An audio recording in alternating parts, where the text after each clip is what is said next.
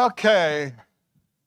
Looks like we're running a little later than normal. I was still thinking it was earlier because we were a little few in number in here this morning. Down a little bit. But the clock says it's actually 5 after 9. Prayer list. Or any updates on anybody?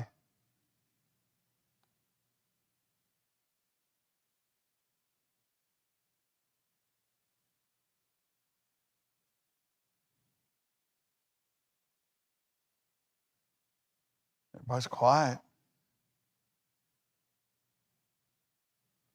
Yeah.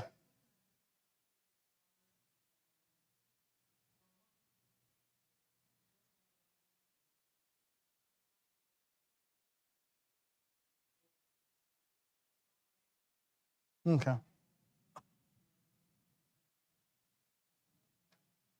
Okay. Anybody else?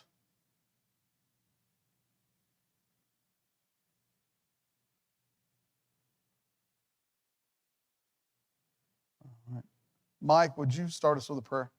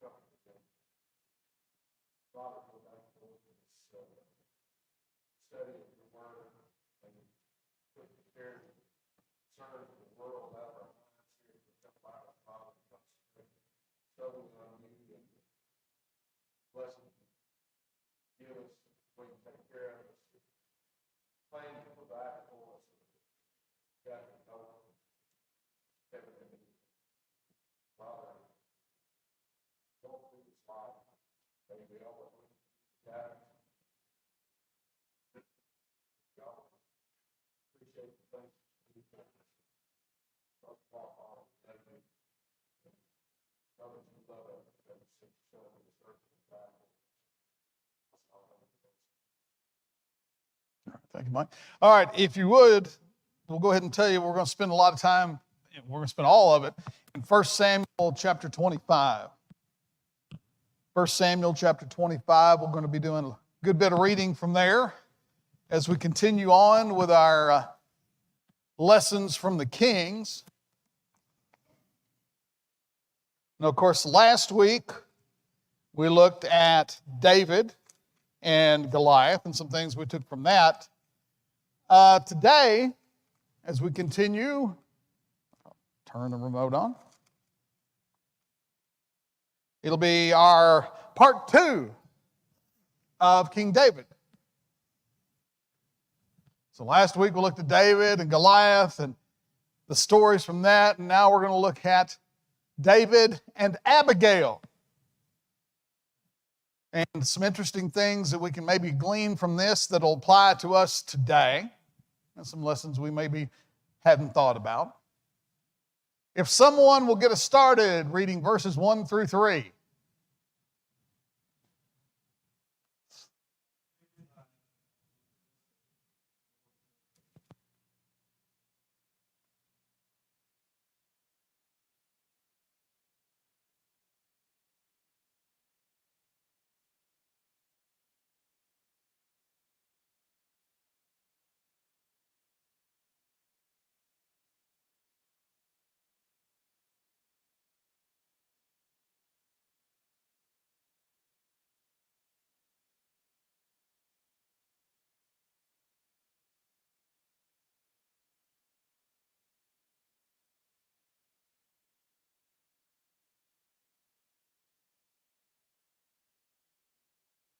All right. Thank you, sir.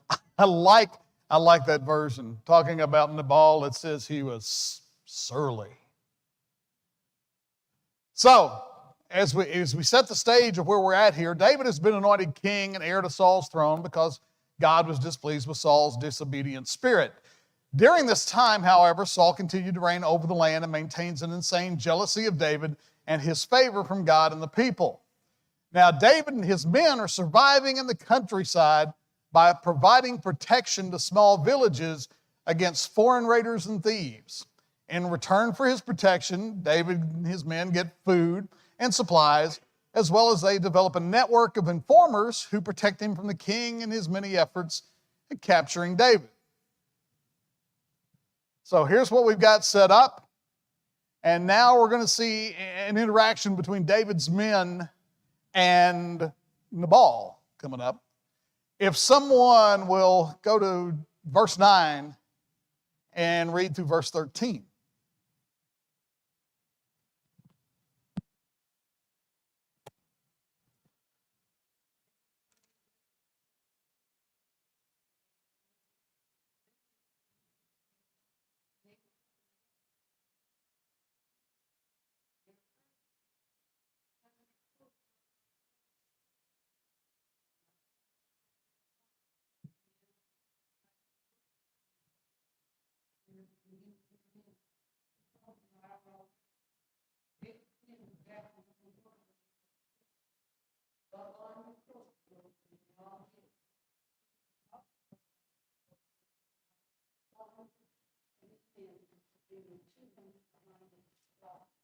Thank you.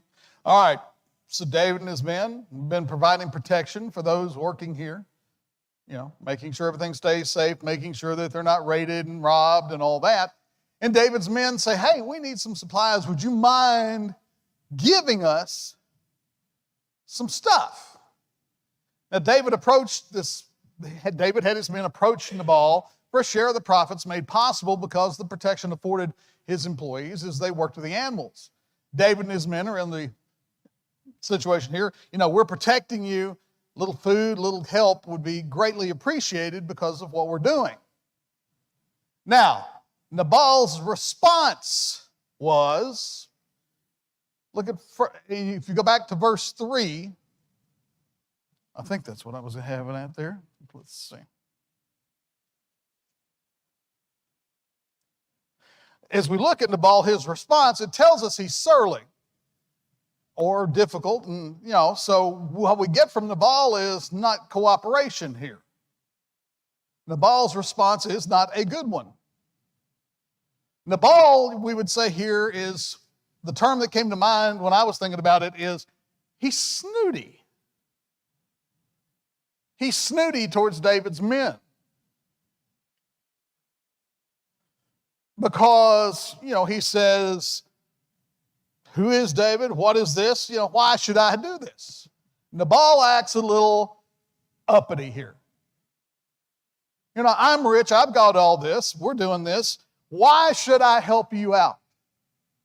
And he says, who is this David that I should help him out? He's snooty, is what I would say. Now, that's smaller than I thought it was. Nabal, by not helping out, he doesn't say he can't afford it. He doesn't say, hey, I don't have anything right now, I can't help you. We've heard that he had so many thousand livestock. He doesn't plead he can't afford it. Nabal knows who David is, son of Jesse, he says, and his position, but he refuses to acknowledge David's anointing by God here. He says that David is nothing more. He compares him to a runaway slave, not the future king of Israel. Compares him to a runaway slave. Very disrespectful here. Nabal even dismisses David's efforts to help him and refuses to give him any food or reward. Nope, not going to do it, not going to help you. You're nobody. David's men return and tell David of this insult.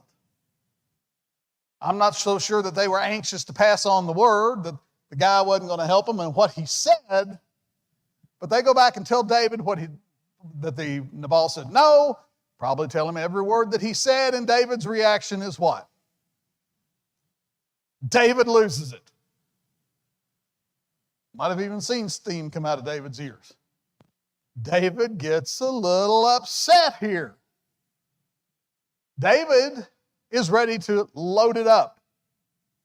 He's ready to go attack and kill every man at Nabal's place. David's men return, telling me the insult. David straps on his sword, prepares horsemen to go and destroy Nabal and his entire household.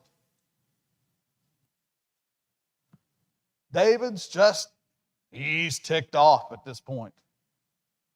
I'm sure he's thinking, we provided this, we provided protection, enabled him to gain and grow his wealth and everything he's got, and he can't help us. Note here that there probably is legitimate cause for David to be angry, but he is what? He's overreacting, isn't he? Is really killing everyone in Nabal's house justified here? His problem really comes down to it's 1-1 between him and Nabal. It's not between every other person in that household. Nabal is a fool for not helping David out, but being a fool is not really a capital offense. It's not really worth David wiping everybody out here. If someone would go to 1 Samuel 25, start at verse 14, and read for us through verse 22.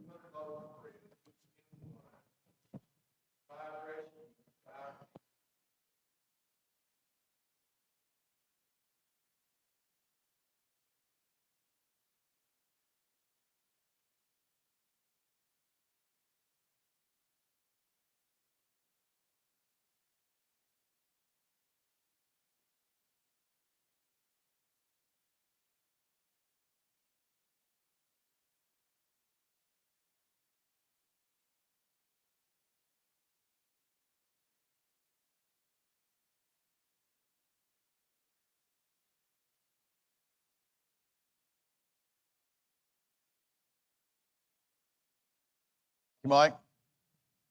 So what I like here is Nabal's people even realize he's so difficult to talk to and deal with. Who do they go to?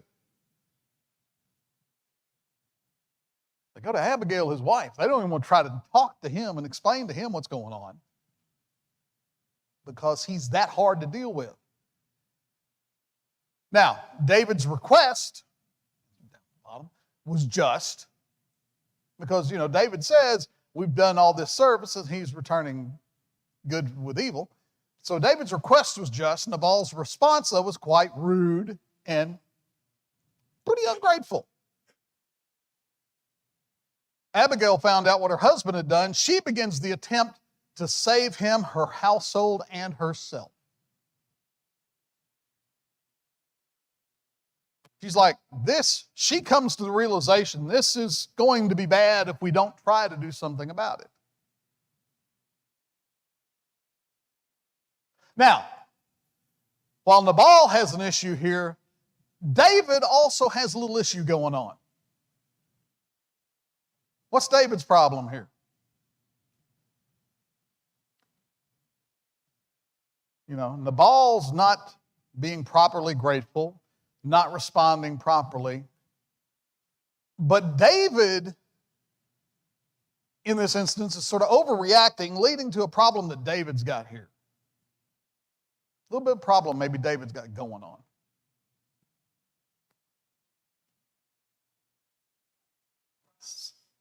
Pride, self-righteousness. which is very closely connected with pride. You know, David, you get the feeling here that David's looking at this situation going, hey, I'm David. I'm future king of Israel. I'm providing all of this protection, doing all this service. And in our terminology today, we would say, and he's dissing me like this? Because this is really what David's anger comes down to, isn't it? He's disrespected me. So David's got a little, hey, I'm David going on here.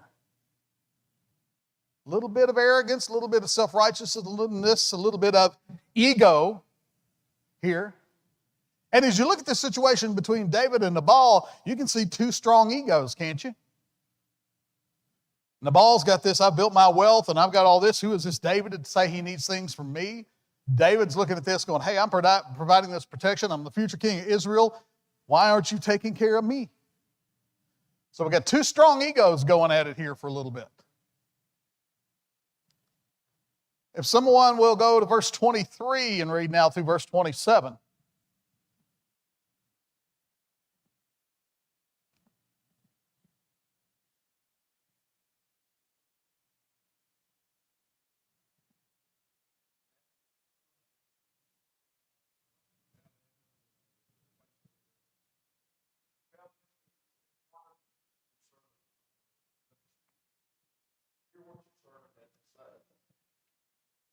Please pay no attention, my Lord, wicked men and evil. It is just like his name. His name means sweet. Folly goes before him. As for me, your servant, I did not see the good my Lord see. Now, my Lord, as surely as the Lord your God is good, as you do, since the Lord has kept you from bloodshed, defending yourself with your own hands, may your enemies and all who are in the heart of the Lord be like that. Let this gift which you serve God, my Lord, give it again, God. All right, thank you, Mike. Don't you just love verse 25? This is Abigail talking about her husband. She calls him what? Fool. He is like his name. His name is Fool. And she calls him a wicked man. She is married to a wicked man, and she says he is a fool. Now, notice Abigail goes out to greet David. She's got all these supplies. She quickly got all this stuff together to take to David and his men. Now, she greets him with great respect reserved for a king. She takes the blame for negligence here and insult towards David and his people. Now, by taking responsibility, she forces David to sort of deal with her here in this situation. David has to deal with this now. Now, we don't know all about her motives. Some of this could have been self-preservation. She decides this is going to be bad. We got to do this. We got to fix this. But she does give David respect that he did not get from her husband. She treats him as he should have been respected all along. She also shows her submissiveness and her intelligence as she puts the issue into perspective for David. She appeals to him not to take his own revenge. This would be wrong.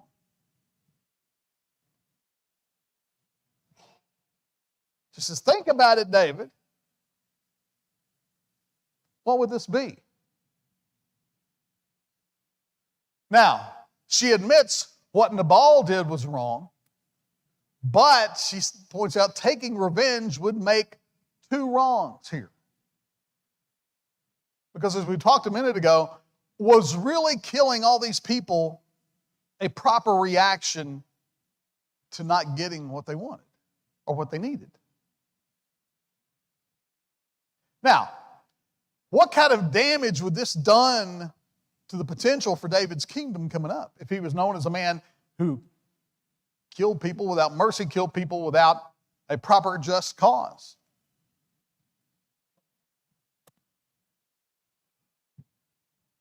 If you look with me, I'll read verses 28 through 31. here. And it says, "Please forgive your servant's offense, for the Lord will certainly make a lasting dynasty for my master because he fights the Lord's battles. Let no wrongdoing be found in you as long as you live. Even though someone is pursuing you to take your life, the life of my master will be bound securely in the bundle of the living by the Lord your God. But the lives of your enemies he will hurl away as from the pocket of a sling. When the Lord has done for my master every good thing he has promised concerning him and has appointed him leader over Israel, my master will not have on his conscience the staggering burden of needless bloodshed or of having avenged himself.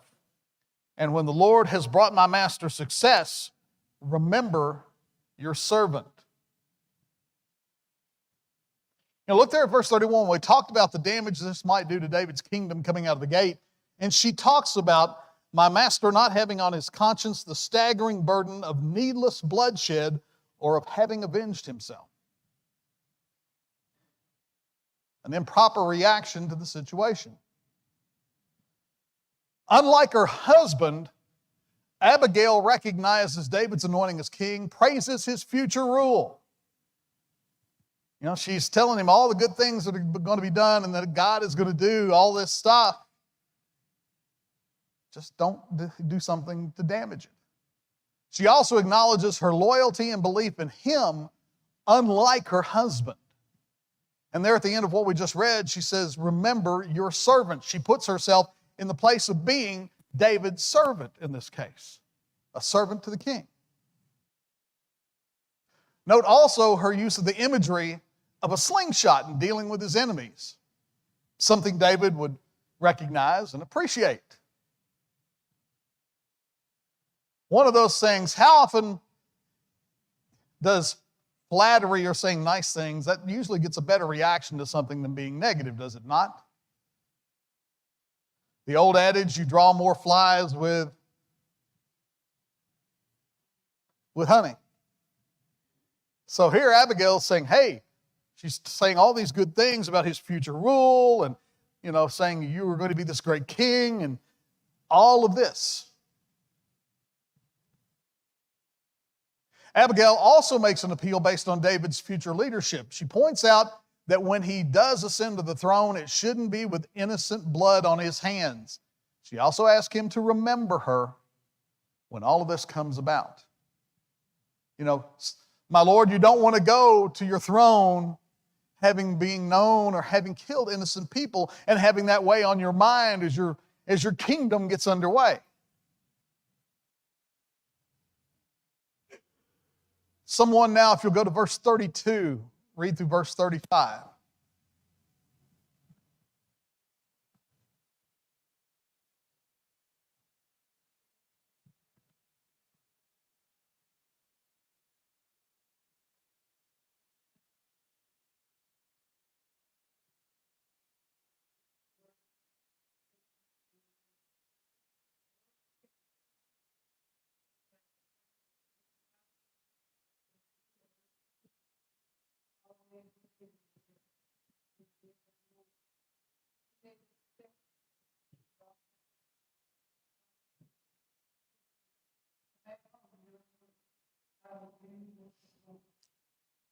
Thank you.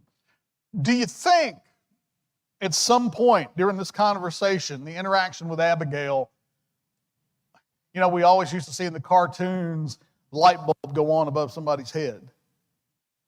Do you get the feeling that at some point during this conversation, the light bulb goes on for David? This is a really quick turnaround, isn't it? Because when she comes out to meet them, David is on his way to do what? David's on his way to wipe them out.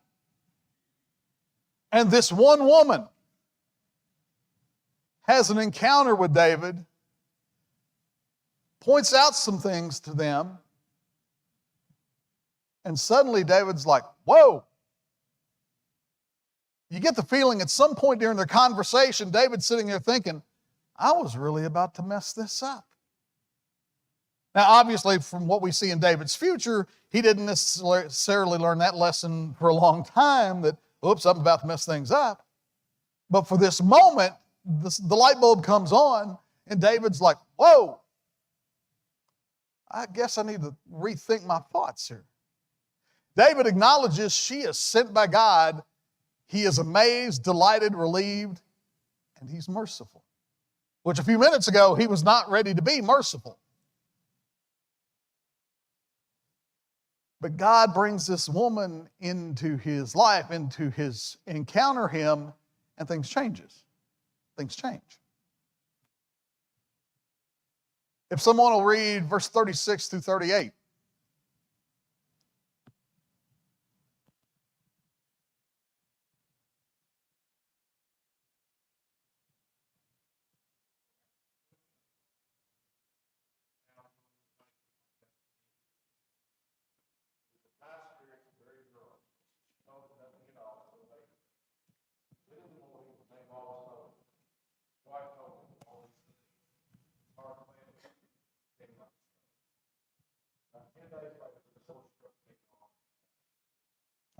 Thank you, sir.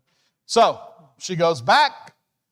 She goes in to talk to Nabal, and he's in the midst of a party. Why do you think she waits?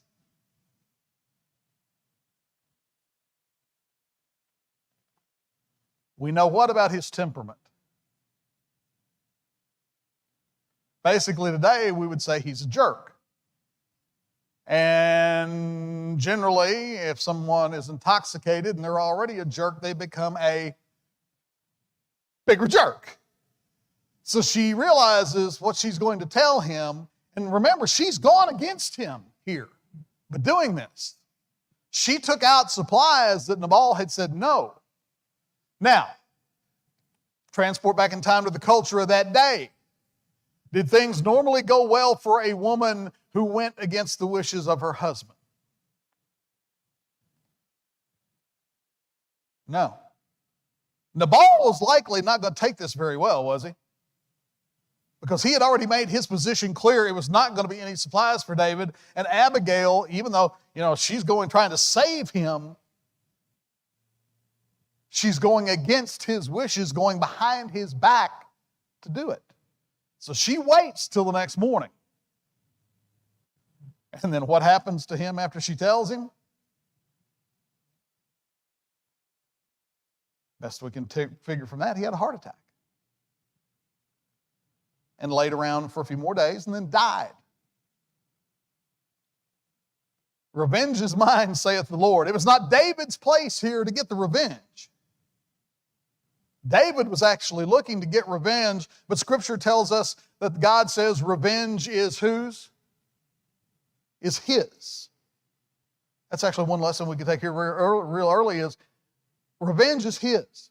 There may be times we want to extract revenge, go get somebody back because they've wronged us, or they've wronged someone in our family, or they've wronged something else that just sets us on fire. But God says revenge is his.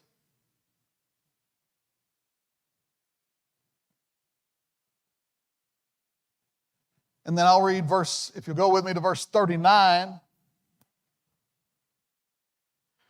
When David heard that Nabal was dead, he said, "Praise be to the Lord who has upheld my cause against Nabal for treating me with contempt. He has kept his servant from doing wrong and has brought Nabal's wrongdoing down on his own head." Then David sent word to Abigail asking her to become his wife. His servants went to Carmel and said to Abigail, "David has sent us to you to take you to become his wife." She bowed down with her face to the ground and said, "Here is your maidservant, ready to serve you and wash the feet of my master's servants." Abigail quickly got on a donkey and, attended by her 5 maids, went with David's messengers and became his wife. David's reaction when he hears that Nabal is dead is, woohoo! I mean, that's really what he's doing. That's, in today's culture, that would be a little hard to just to yell and say, "I'm happy that somebody's dead." Now, in this case, David here is happy that God has extracted the revenge, not him. David was ready to go get his measure of revenge, but God is taken that for him. But it is a little interesting that David says, yeah. Now, there is another little cultural thing that's sort of interesting to sort of push by here. What happens with Abigail immediately after Nabal is dead?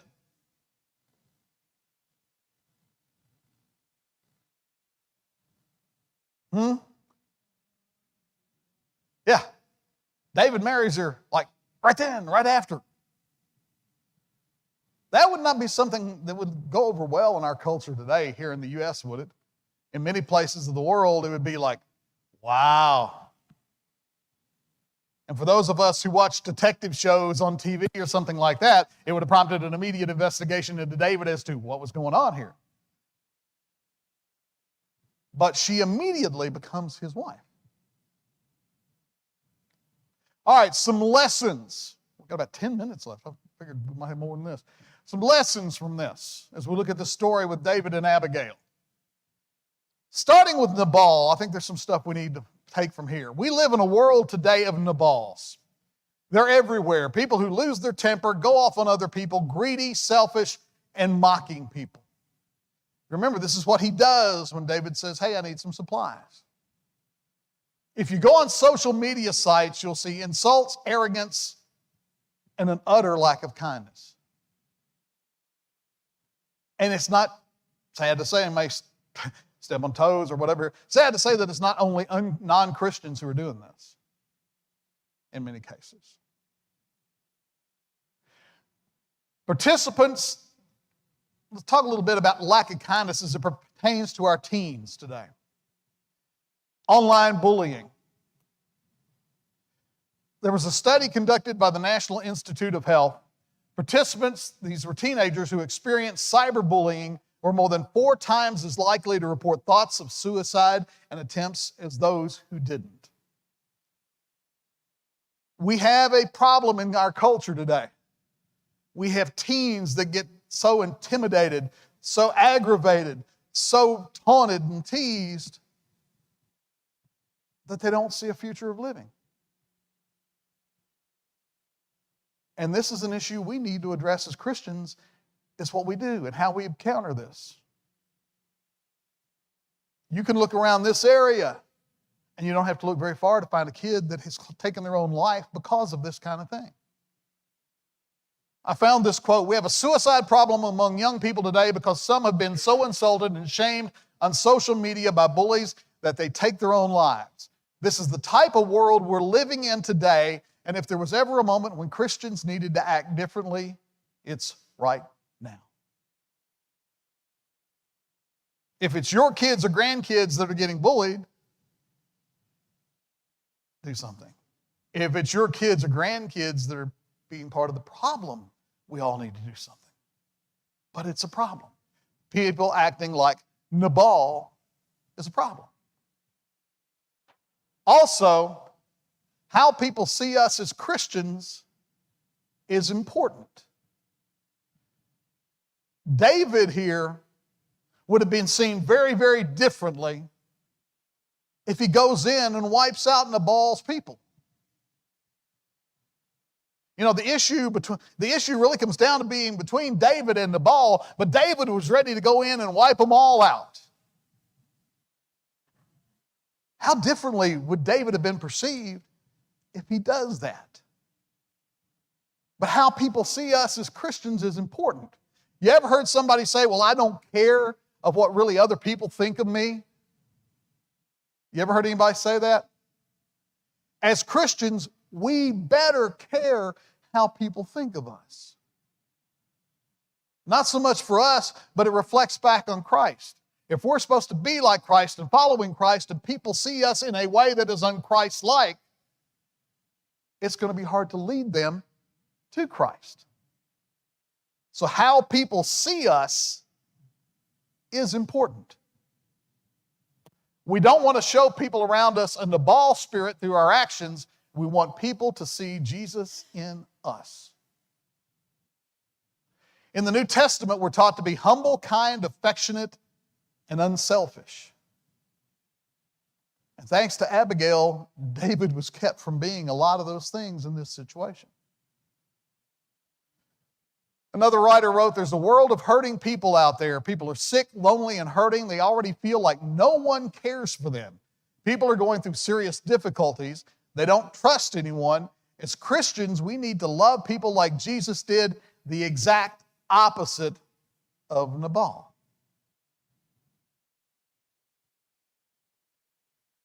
We also see the need to control our anger. David was about to completely lose control of his anger, and he was going to wipe out a whole settlement. We need to look at controlling our anger, because now today, as we talk about social media and the digital world, it's too easy to say something, hit send on a button, and then realize, oops. And it is right that when you put something out there, it's there forever. But we need to learn to control our anger. And I think sometimes as Christians, we let our anger get the best of us in situations where we ought to not. Sometimes we say things or do things in instances where just staying quiet would be far better. But we need to learn to control our anger. Nabal isn't very nice. He refuses to feed David and his company, and he questions, who is David? Well, suddenly David is angry enough to kill him and everyone around him, and that is a disproportionate response. How many times today as Christians do we have a disproportionate response? It may justifiably upset us, but how many times is our anger disproportionate? We are commanded to be slow to speak and slow to wrath. Giving ourselves over to anger isn't righteous, and it can lead us to do terrible things, just like we saw with David. We must give our anger to God, being careful of both our actions and our reactions. We also see that God, we can take the lesson here that God is faithful to us.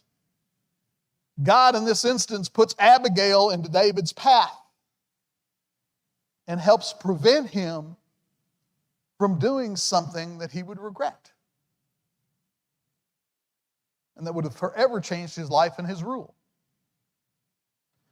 Through Abigail's reaction to the situation, God preserves David from doing something terrible. God sends Abigail, who has much more sense and wisdom, to go deal with David. Sometimes God will send someone to our life with more sense and wisdom than we have in a situation to help us stop from doing something we shouldn't.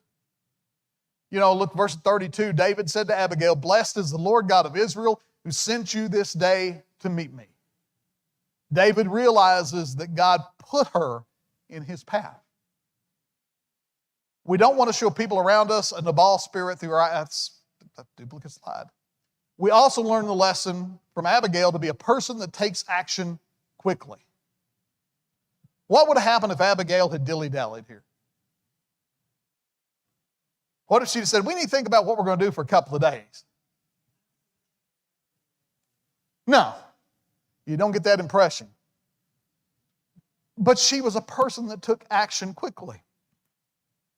Sometimes I think as Christians, we want to think about it, ponder it. Well, let's consider, well, maybe should, maybe.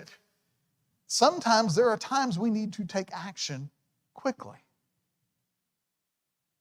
The timing of our actions can be the difference between life and death or missed opportunities and success.